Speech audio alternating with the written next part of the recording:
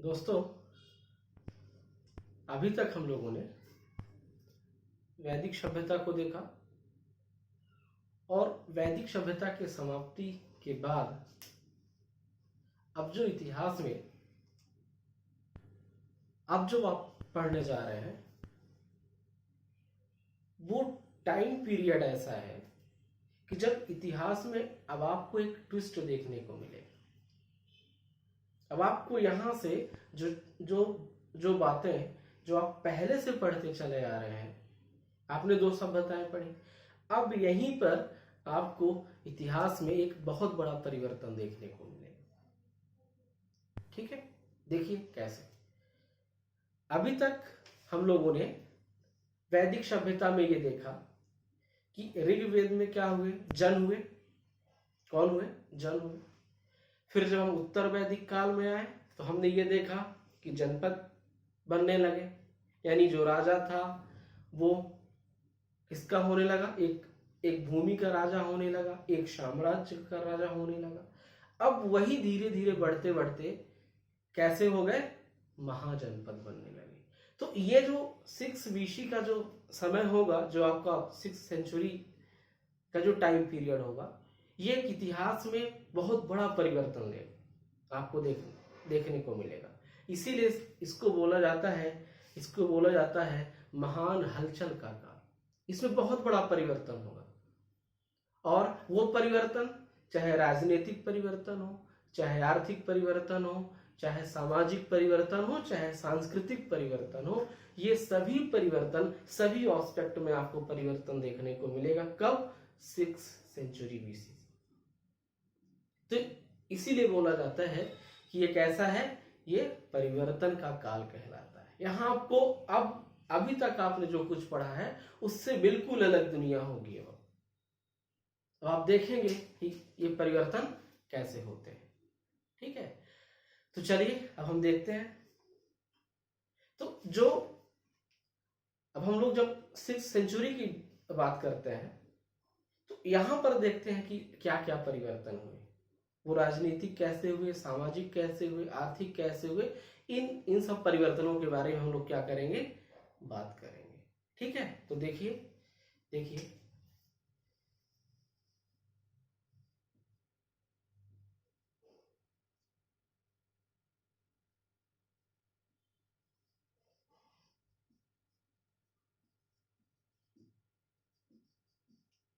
अब जो हमको टाइम पीरियड देखना है वो देखना है 600 बीसी से लेकर 325 बीसी तक। और यहां तक में क्या क्या परिवर्तन हुए अब ये हम लोगों को देखना है। तो इसी को क्या बोला गया, इसी को बोला गया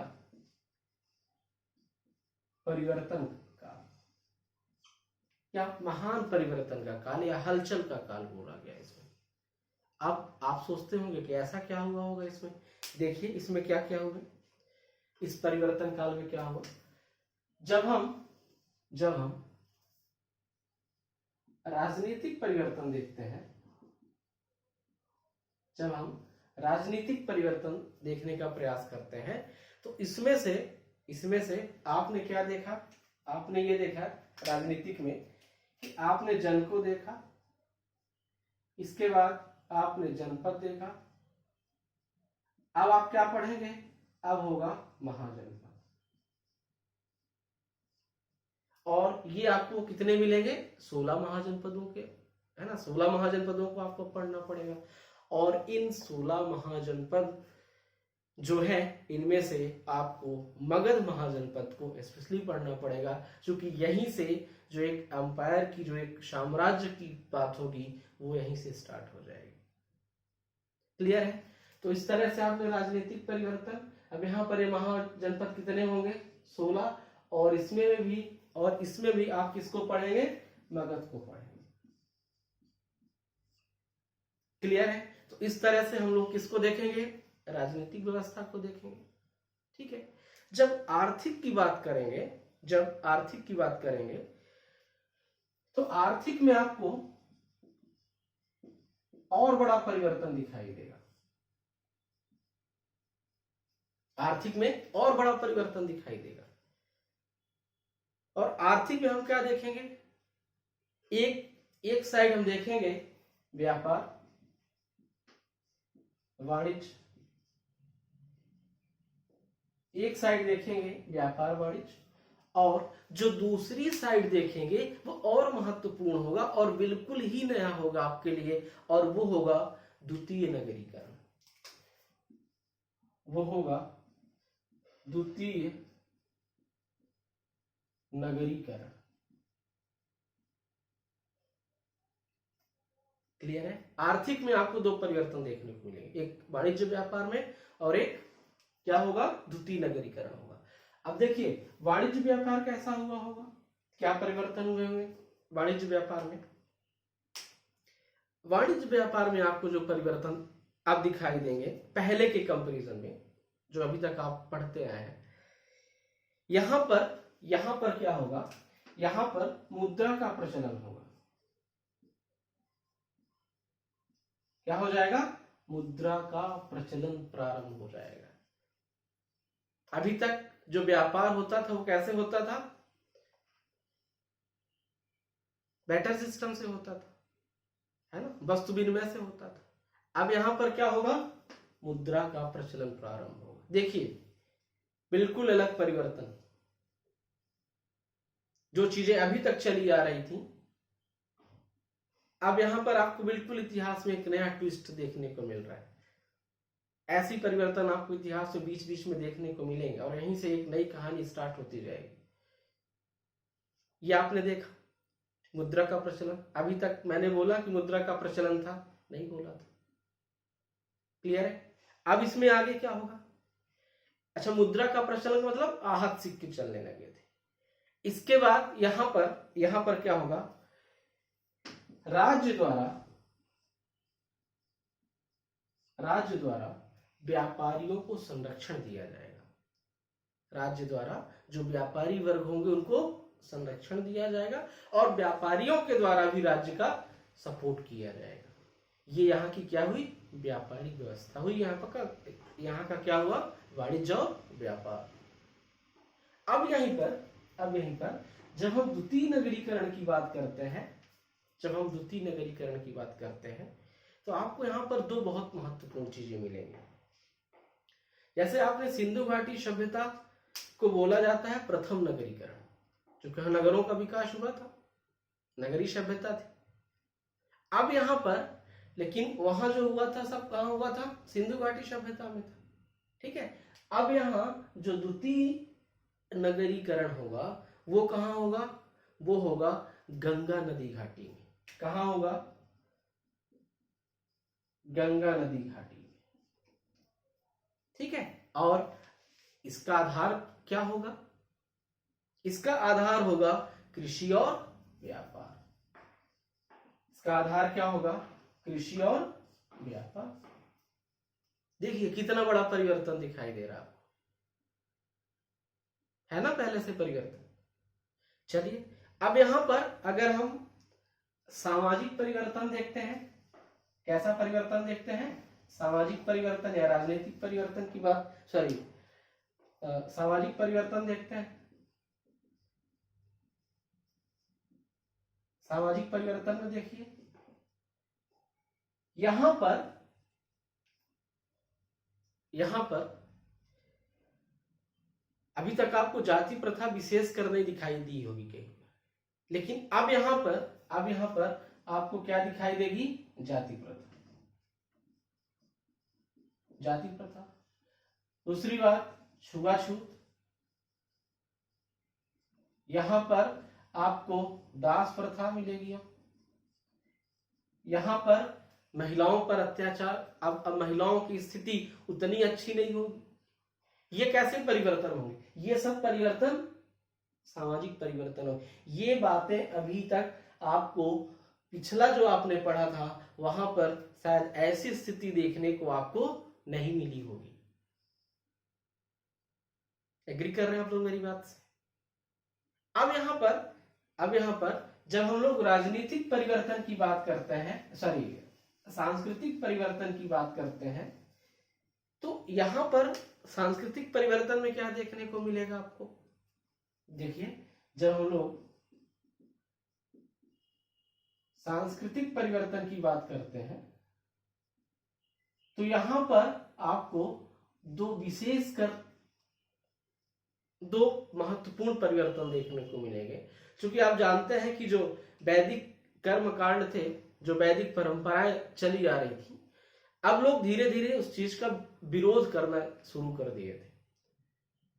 जो वैदिक परंपराएं चली आ रही थी, जो कर्मकांड की प्रधानता बढ़ती जा रही थी, पुरोहितों का वर्चस्व बढ़ता जा रहा था, इन सब कर्मकांडों का लोगों ने धीरे धीरे विरोध करना शुरू कर दिया था। तो इस विरोध के पश्चात एक नई विचारधारा लोगों के बीच आई और उस विचारधारा में कुछ नई मान्यताएं भी आई और उन्हीं मान्यताओं में आपको यहाँ पर तो धर्म मिलेंगे, बौद्ध धर्म और जैन धर्म, बौद्ध धर्म और जैन धर्म। तो इस तरह से आप लोगों ने ये जो 6 BC से 325 BC का टाइम पीरियड था, इसमें क्या क्या परिवर्तन हुए ये आपने देखा। इन्हीं परिवर्तनों को हमको आगे पढ़ना है। अब एक एक करके पढ़ेंगे। जैसे हम लोग जब राजनीतिक में पढ़ेंगे तो अभी हम लोग सबसे पहले पढ़ेंगे महाजनपद। क्या पढ़ेंगे? महाजनपद पढ़ेंगे। तो यही मैं आपको बता रहा था कि देखिए किस तरह से आपको परिवर्तन देखने को मिले हैं। ठीक है, तो हम लोग अब क्या देखेंगे? महाजनपद। ठीक है, महाजनपद। अब आप पर किसको देख रहे हैं? महाजनपद को। ठीक है, तो अब ये राजनीतिक व्यवस्था के तहत हम किसको देख रहे हैं? महाजनपद को। ठीक है, अब इस महाजनपद में अब ये जो 16 महाजनपद हैं जो आपको दिखाई दे रहे हैं, अब इन 16 महाजनपद को हम पढ़ना है और इनमें से जो सबसे महत्वपूर्ण महाजनपद होगा जिसे पढ़ना पड़ेगा वो कौन सा होगा? मगध होगा। ठीक है, तो अभी हम इनको एक एक करके थोड़ा सा देखते हैं। अब देखिए, बात तो किसकी हो रही है? महाजनपद की। लेकिन जब महाजनपद की बात हो रही है तो इन फिर महाजनपदों का सोर्स क्या था? आपको पता कैसे चला कि ये महाजनपद 16 थे? ये जानकारी कहाँ से हमारे पास आई या कैसे पता चली, इसको जानना बहुत जरूरी है। ठीक है, तो देखेंगे यहाँ पर कि जो इनके स्रोत थे, यानी जो 16 महाजनपदों को आपने पढ़ा है या जो पढ़ने जा रहे हैं, इनके जो स्रोत हैं ये बहुत महत्वपूर्ण है और ये ध्यान रखेंगे, ये एग्जाम के पॉइंट ऑफ व्यू से और महत्वपूर्ण है। ये कई बार पूछे गए हैं और कई बार पूछे जाएंगे। ठीक है, तो 3 मार्कर में पूछे जाते हैं और प्री में तो पूछे ही जाते हैं। ठीक है, तो देखिए यहाँ पर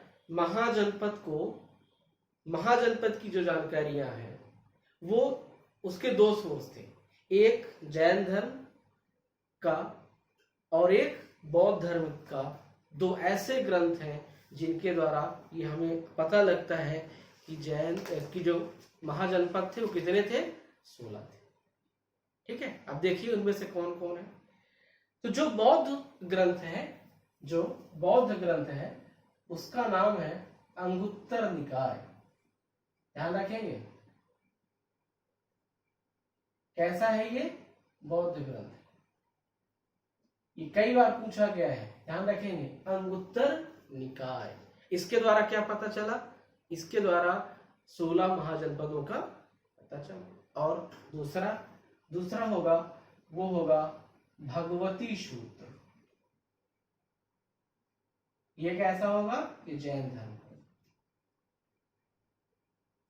तो ये 2 स्रोत हैं जिनके द्वारा आपको महाजनपद के बारे में पता चला। हाँ, ये बात सही है कि इन दोनों में महाजनपदों में थोड़ा सा अंतर था, दोनों में बिल्कुल समानताएं नहीं थी महाजनपद को लेकर। लेकिन फिर भी जो महाजनपद की जो बेसिक नॉलेज या जो इंफॉर्मेशन थी वो कहाँ से मिली हमें? अंगुत्तर निकाय और महाजनपद से। तो ध्यान रखेंगे ये आपका 3 मार्कर भी बन चुका है, ठीक है, और 1 लाइन फैक्ट भी है, ठीक है। कई बार एग्जाम में पूछा गया है कि भगवती सूत्र किस धर्म का है, जैन का है या बौद्ध का है, या फिर अगर 3 मार्कर में आ गया तो फिर आपको लिखना पड़ेगा, है ना। इनके 10 शब्द तो आपको लिखने हैं, 1 लाइन में तो आपको उत्तर देना ही पड़ेगा, ठीक है। तो भगवती सूत्र क्या हुआ? एक जैन धर्म का ग्रंथ है या जैन ग्रंथ है जिसमें महाजनपद के बारे में बताया गया है, ठीक है। इसी तरह से आप अंगुत्तर निकाय के देखेंगे तो ये क्या है? बौद्ध धर्म का ग्रंथ है और जिसमें महाजनपद के बारे में जानकारी दी गई है। तो क्लियर है? तो आपके पास 2 सोर्स हुए, एक अंगुत्तर निकाय और एक भगवती सूत्र। अंगुत्तर निकाय बौद्ध धर्म से और भगवती सूत्र जैन धर्म से। देखिए अब हम लोग किसको पढ़ रहे हैं? अब हम लोग देख रहे हैं एक एक महाजनपद को। किसको देख रहे हैं? एक एक महाजनपद, ठीक है। 16 महाजनपद हुए जनपद की, है ना। महाजनपदों की कहानी आपको समझ में आई कि कैसे जन थे, कैसे जन से जनपद हुए और अब क्या है? महाजनपद। क्लियर है? चलिए अब जब हम इन महाजनपदों को देखते हैं तो आप इनकी लोकेशन भी देख रहे होंगे, है ना। ये महाजनपद कहाँ का स्थान आपसे कभी जरूरी नहीं कि कहाँ है, पर मैप के हिसाब से आपको समझ में आया होगा कि इनकी लोकेशन क्या है, ठीक है। तो देखिए एक एक करके हम लोग इनको स्टार्ट करते हैं, ठीक है। देखिए सबसे पहले देखते हैं किसको? अंग महाजनपद को। किसको देखते हैं? अंग महाजनपद को, है ना। अब देखिए अंग महाजनपद थे यानी इनका कुछ क्षेत्र रहा होगा, है ना, एक एरिया रहा होगा। तो अंग महाजनपद की जो राजधानी थी, जो अंग महाजनपद था, इसकी जो राजधानी थी, अंग महाजनपद की जो राजधानी थी वो राजधानी थी चंपा।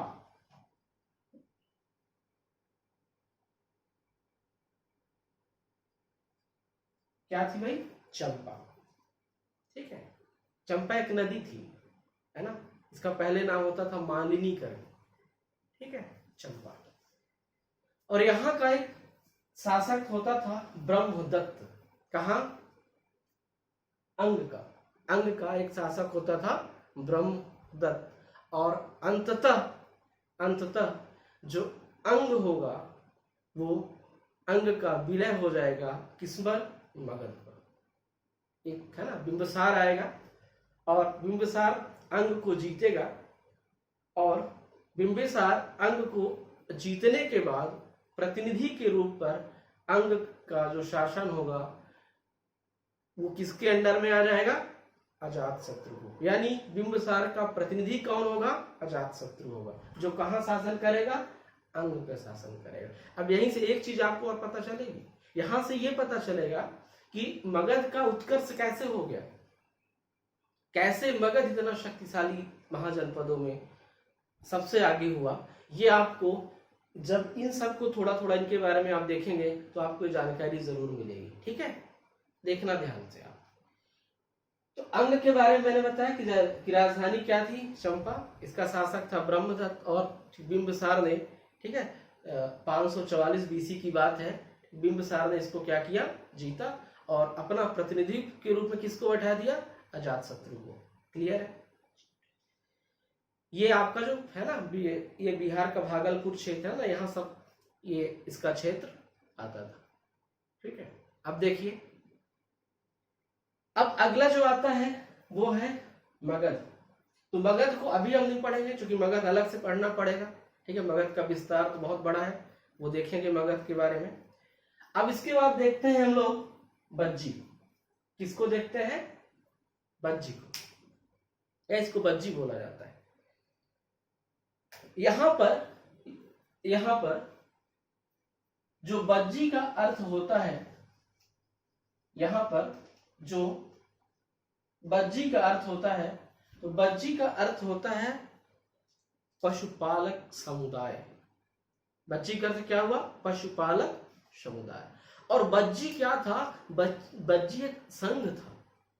बज्जी क्या था? एक संघ था, एक यूनियन था। ये बहुत इंपॉर्टेंट क्वेश्चन है, ये कई बार पूछा गया है कि 16 महाजनपदों में कौन कौन से संघ थे। तो एक तो आपको बज्जी मिलेगा, एक आगे और मिलेगा, ठीक है। तो बज्जी क्या था? संघ था, ठीक है, गणराज्य थे। और इस पर आठ लोगों का संघ था, इसमें 8 राज्य थे। संघ था मतलब क्या? संघ का मतलब क्या? एक से अधिक लोग। तो कितने लोग थे यहाँ पर? 8 राज्य थे। क्लियर है? तो बज्जी क्या था? एक संघ था। कितने लोगों का? लोग का मतलब यहाँ पर क्षेत्र से होगा, राज्य से होगा, एक समुदाय से होगा जहां बहुत सारे लोग होंगे। यही होगा ना भाई संघ का मतलब। अरे यूनियन जिसको बोला जाता है, ठीक है। बात को समझ रहे हैं? चलिए देखिए, तो बज्जी क्या हुआ? संघ हुआ, समुदाय हुआ। अब देखेंगे आप, अब आपको देखना है कि बज्जी में कौन कौन था भाई जो बज्जी संघ था। तो ये आपको पता चला कि बज्जी क्या है? संघ है, एक यूनियन है बज्जी। तो बज्जी में 4 तो मेन थे। 4 मेन कौन कौन से थे? एक तो बज्जी हो गया, दूसरा विदेह हो गया, तीसरा लिच्छवी हो गया, और चौथा जात्रक हो गया। ये 4 तो विशेष थे, है ना। विशेष मतलब प्रमुख थे। कौन कौन देखेंगे इसके संघ में कौन कौन थे। एक हो गया आपका तो बज्जी हो ही गया, ठीक है। दूसरा आप देखेंगे विदेह, फिर देखेंगे आप लिच्छवी,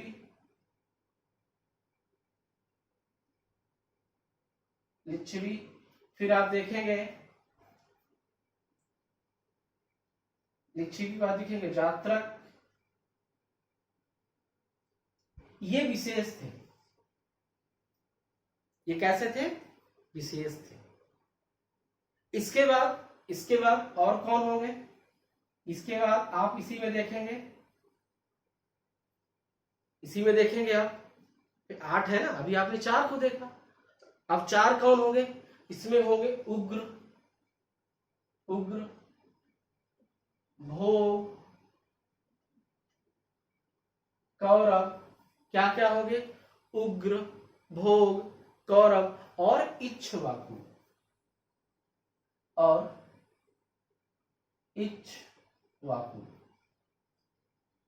हो गए 8। 4 ये और 4 ये, यानी 8 समूहों का ये क्या था? संघ था। क्लियर है? ये ध्यान रखेंगे, ये बहुत महत्वपूर्ण है। जब आप अभी आपको ये जैन बौद्ध जब सब पढ़ेंगे तो इनका बहुत महत्व होगा। जैसे आप अभी जब मगध को पढ़ेंगे तो ये बार बार आएंगे, ठीक है। इनको आपको विशेष ध्यान रखना है भाई, ठीक है, याद रखेंगे।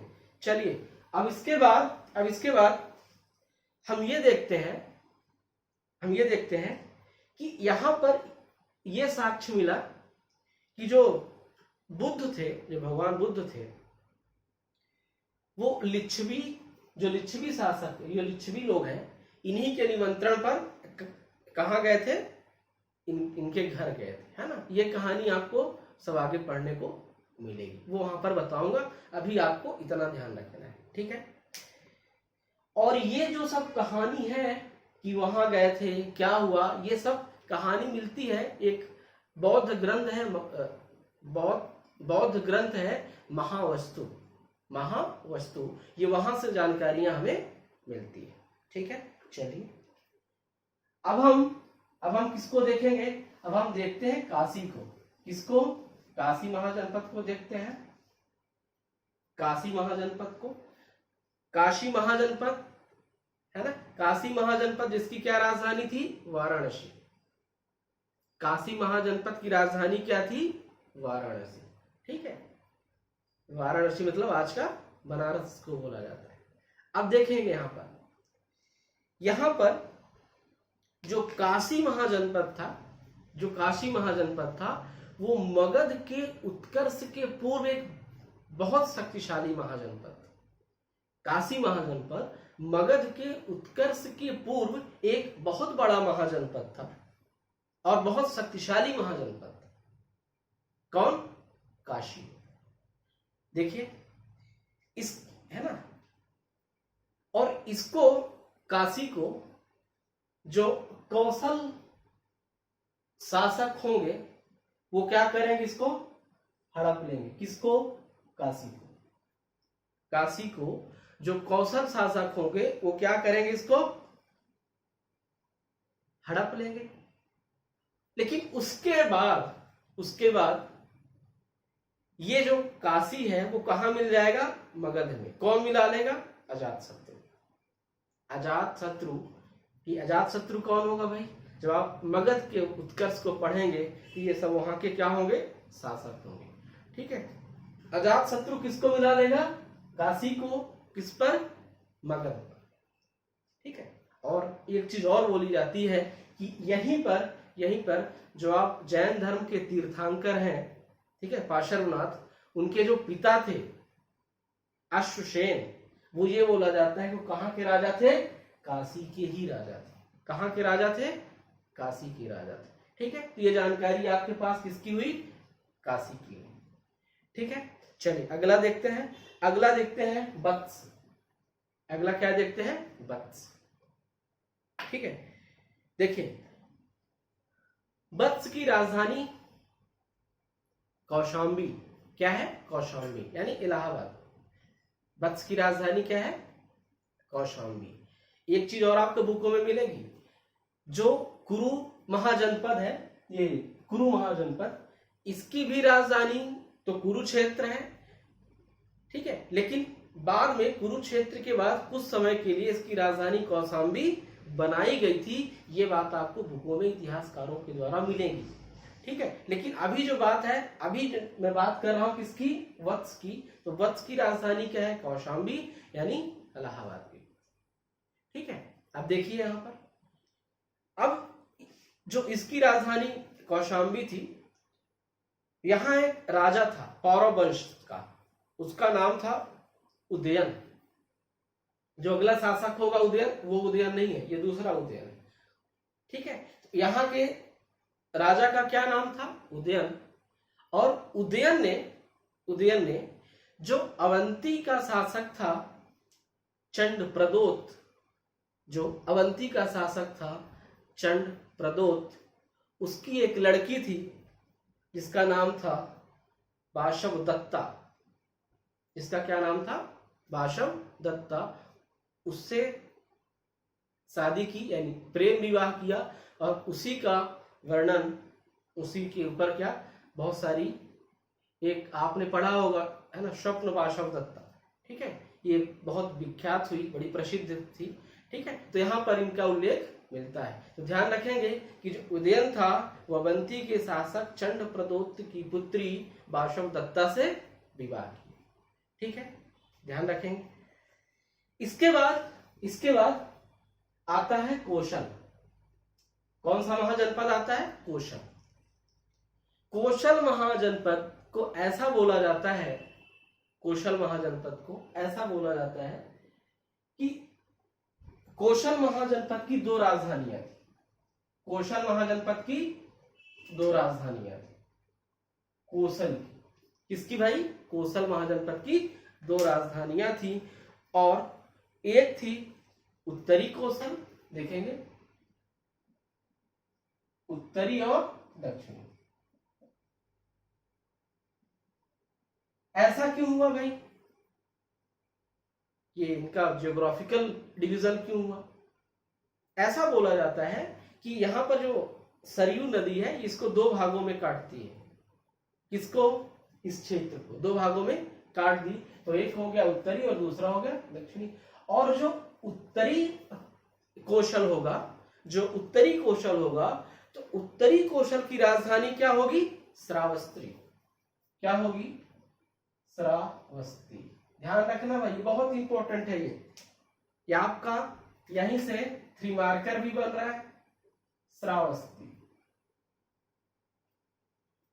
ठीक है भाई, और श्रावस्ती को ही अब क्या बोला जाता है, अब बोला जाता है साकेत या अयोध्या।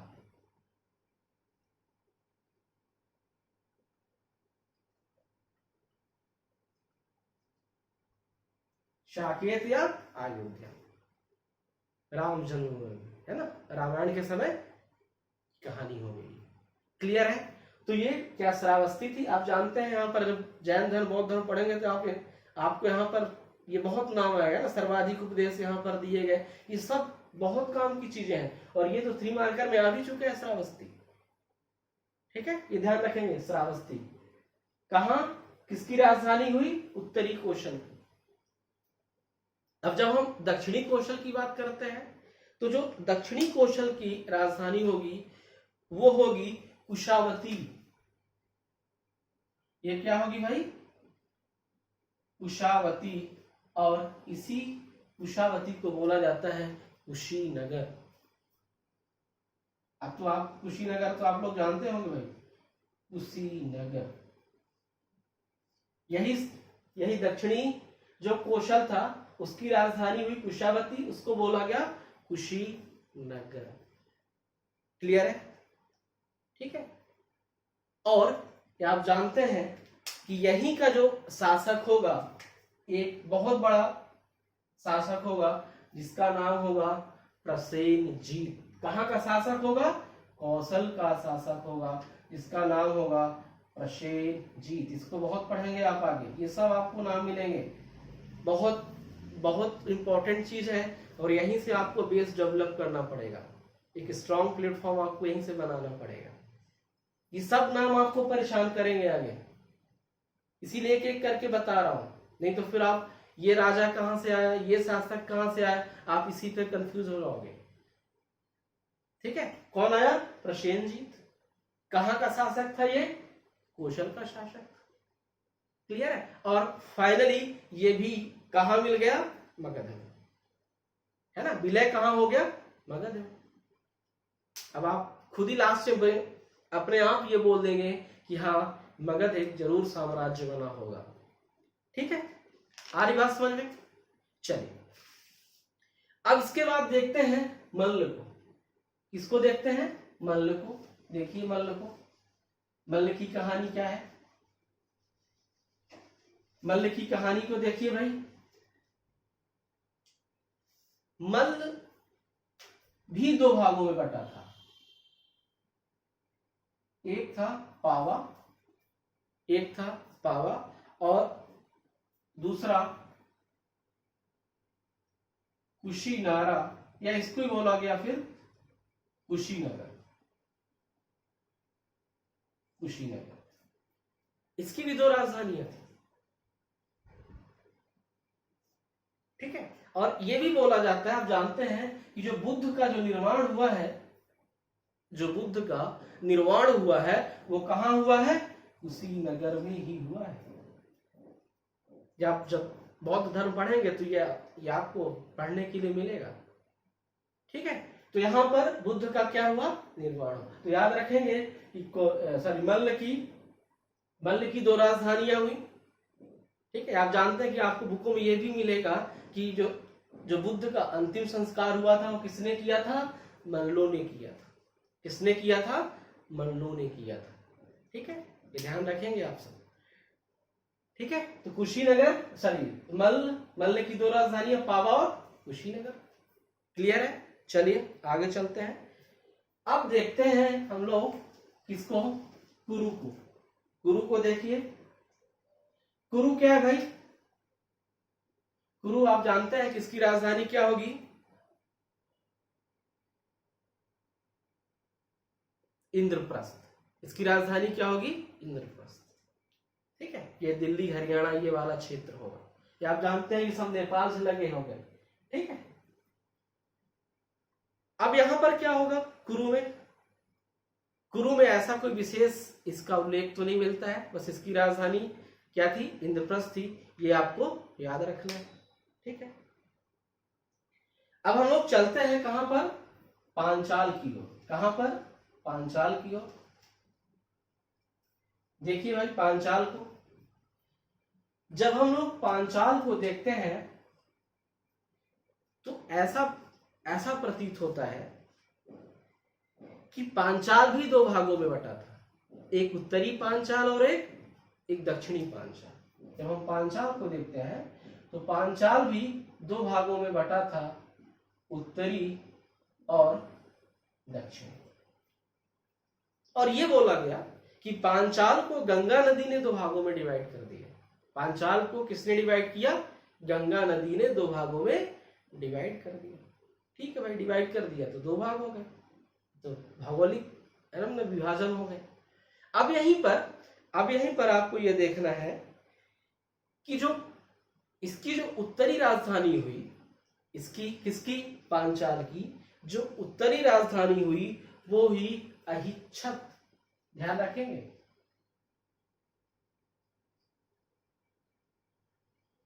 अहिच्छत।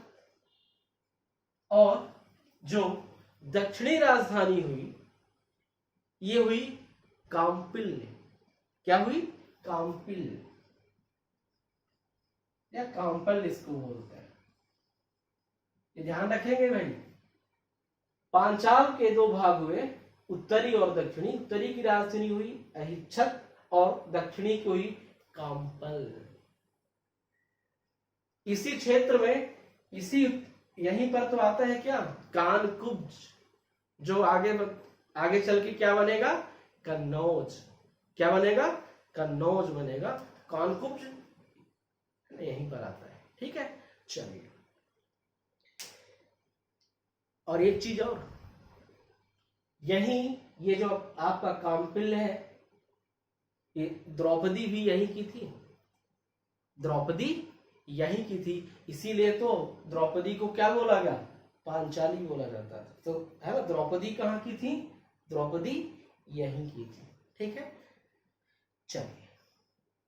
अब इसके बाद हम लोग देखते हैं सूरसेन। सूरसेन यानी इसकी राजधानी मथुरा। ये मथुरा का क्षेत्र। ठीक है, सूरसेन यानी मथुरा। ठीक है, चलिए आगे चलते हैं। हम लोग और देखते हैं किसको, मत्स्य को। ये देखिए भाई, ये है राजस्थान। क्या है, राजस्थान। और वो भी कहां, रेगिस्तान में। ठीक है, तो अगर ये प्रश्न कहीं पूछा जाए कि रेगिस्तान में कौन सा महाजनपद था, तो कौन था भाई, मत्स्य। ठीक है, ये अलवर और भरतपुर की है ना साइड पड़ता है। ठीक है, चलिए अगला देखते हैं हम अवंती को। अगला किसको देखते हैं, अवंती को। देखते चले इनको सब कुछ। ये जरूर आपको एक बेस बनाने के लिए बता रहा हूं। ठीक है, देखिए भाई अवंती को।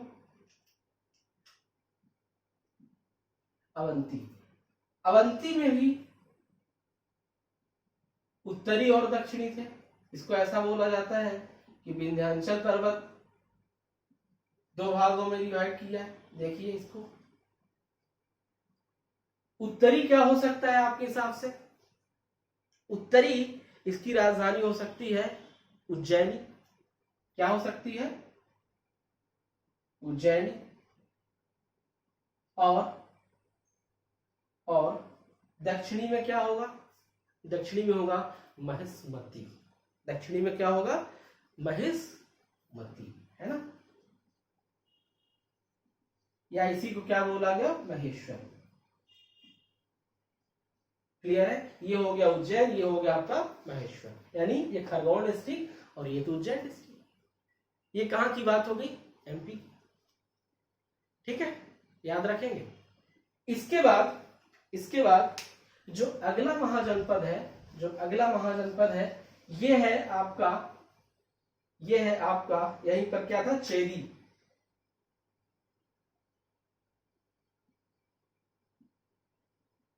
ठीक है, चेदी बुंदेलखंड क्षेत्र में था। चेदी कहां था, बुंदेलखंड क्षेत्र में। ठीक है, तो चेदी कहां था, बुंदेलखंड था। और चेदी की जो राजधानी थी वो बोला जाता है शक्तिमती। क्या थी? शक्तिमती। क्लियर है? एक चीज और है यहाँ पर जो आप शिशुपाल को देखे होंगे, है ना, यमुना नदी के तट पर था, ठीक है।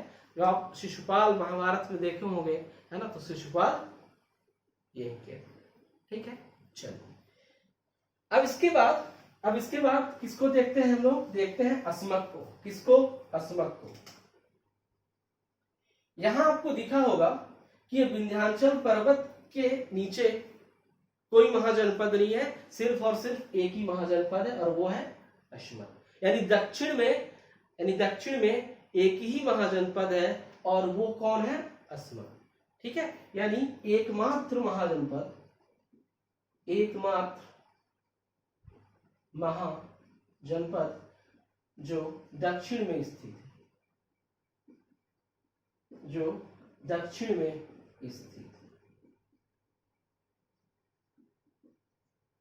वो क्या होगा? अस्मक।